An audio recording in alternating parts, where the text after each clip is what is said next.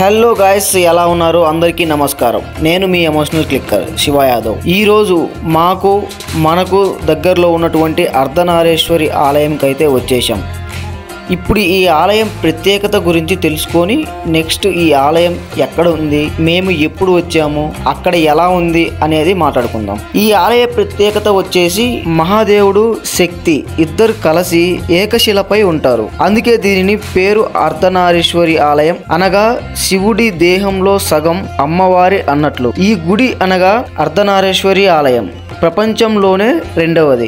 మొట్టమొదటిగా మనకు ఏపీకి పక్కనే ఉన్నటువంటి తమిళనాడులోని తిరుచెన్గోడే ఊరు నమక్కల్ డిస్టిక్ లో ఉంది. అక్కడ వైకాసి విశాఖం నాడు పండగ చాలా బాగా చేస్తారు. ఇక్కడ మనకు తెలంగాణలో కూడా ఇదే మొట్టమొదటి అర్ధనారీశ్వరి ఆలయం. ఇక్కడ కూడా సంవత్సరానికి 2 సార్లు మాత్రం బాగా పూజలు చేస్తారు. 1 మహాశివరాత్రి నాడు, 2 కార్తీక మాసంలో ఒకనాడు. ఈ రోజు మేము ఆ పుణ్యం నోచుకున్నాము.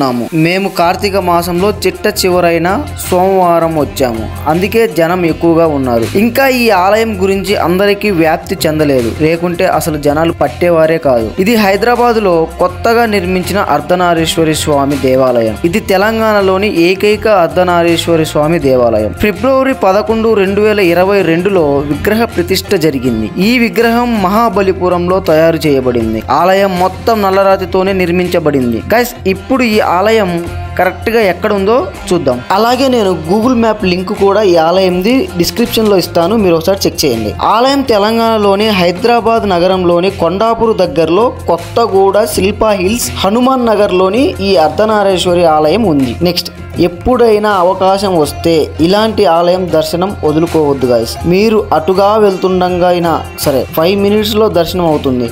మీకు ఎక్కువ టైం కూడా పట్టదు. ఈ ఆలయం సమయం వచ్చేసి ఎవ్రీడే 6 AM, అనగా పొద్దున 6 గంటల నుండి మధ్యాహ్నం 12:30 వరకు ఉంటుంది.